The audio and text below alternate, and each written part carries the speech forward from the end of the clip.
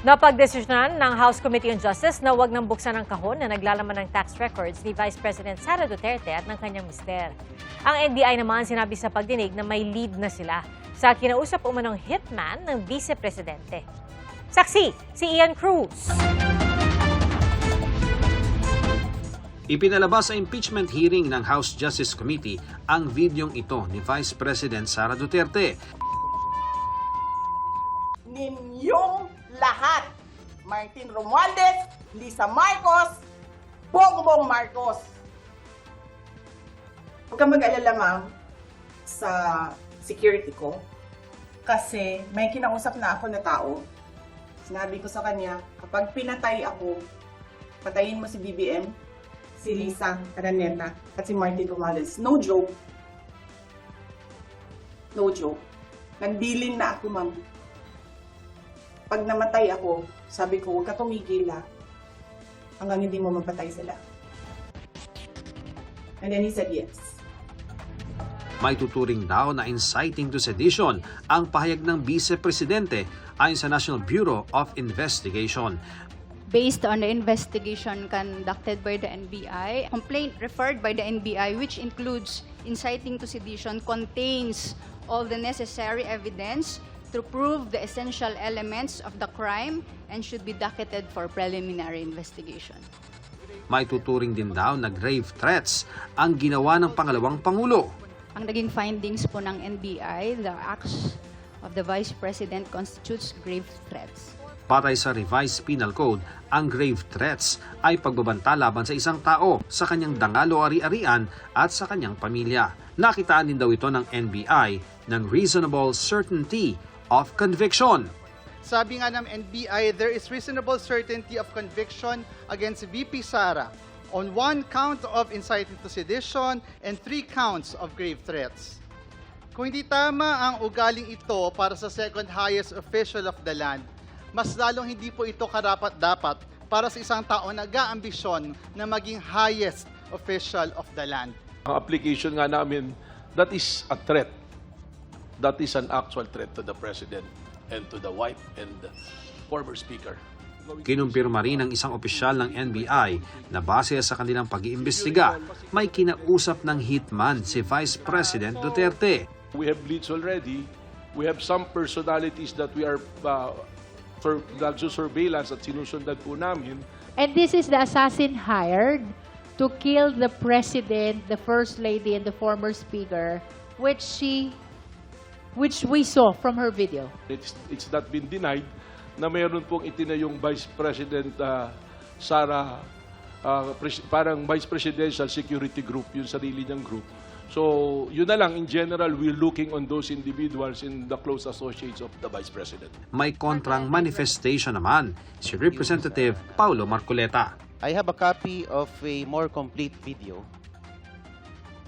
And I can say that the video was spliced and edited out. Meron pong mga tanong doon that led to the Vice President's response. Kasama rin daw sa iniimbestigahan ng NBI ang iba pang pahayag ng Vice Presidente, maging ni Davao City Mayor Baste Duterte. Just recently, I think first week of April, there was a rally in Club Filipino when they launched the Rage. Even the name, you'll see it, Rage. Wherein the Mayor Baste Duterte made reference to kuhain yung ulo ng Pangulong Marcos. And we've noticed a pattern na paulit-ulit, laging sinasabi, kuhain yung ulo. At dahil daw sa iba pang banta sa Pangulo, naglunsad ng task force ang NBI para imbestigahan ang lahat ng ito. Tinalakay rin sa pagdinig kanina ang selyadong kahon na naglalaman ng tax records ng bise at kanyang asawa na isinumite sa komite ng Bureau of Internal Revenue. Pinagbotohan kung bubuksan ito, pero sa huli, The motion to open the box is hereby denied. So ruled.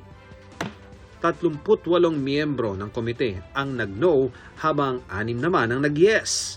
Dapat makita na po sa puntong ito natin. Kasi tayo yung magiging prosecutors later. Dapat pong mabuksan ang box na yan Kahit pag hindi nabuksan yan, parang tayo ang gumawa ng betrayal of public trust.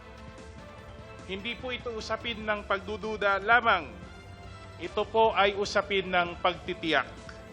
Sapagkat ang katotohanan, Madam Chair, kapag may sabat na batayan, ay dapat hindi kinakatakutan, ito ay nilalahad.